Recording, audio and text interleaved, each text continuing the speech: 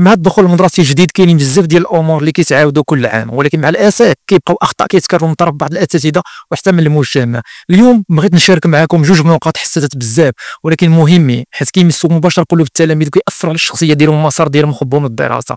خلوني نوضح لكم وحده بوحده. اولا الاستاذ اول ما كيدخل القسم كيسول التلاميذ فاش خدام بواك.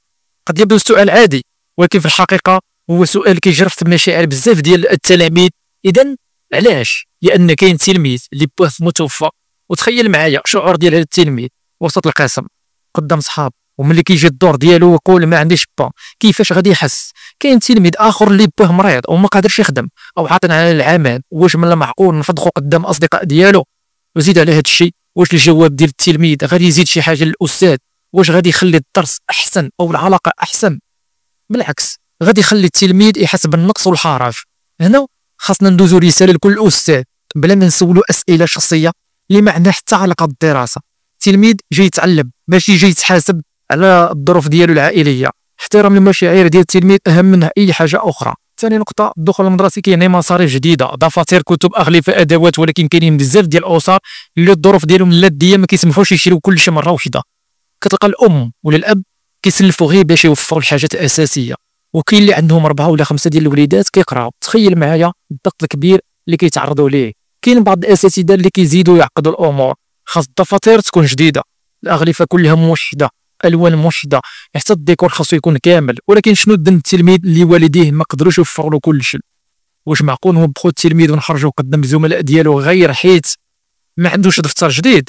الحل بسيط، الاستاذ يقدر يقول للتلميذ اللي ما عندوش كتاب يتابع مع الزميل ديالو، يقدر يعطيه فرصه حتى يجيب الادوات بلا ما يوبخو قدام الاخرين، يقدر حتى يساعدو يشري ليه بعض الحاجات ونجيبو بلا ما يليا قدام القسم. التعليم ماشي مسابقه ديال من جاب الادوات والاجمل، التعليم هو كيفاش نوصل المعلومه للتلميذ. يا استاذ قبل ما يدخل المعلم راك انسان، والتلميذ ما كيتذكرش الدروس اللي درتي معاه قد ما كيتذكر كيفاش عملتيه. كاين تلاميذ ايتام، كاين تلاميذ فقراء، وكاين اللي عايشين ظروف صعبه. كلمه واحده منك تقدر تكسر القلوب ديالو، وكلمه واحده منك تقدر ترفع المعنويات ديالهم وتشجعهم باش يكملوا يكونوا ناس كبار في المستقبل.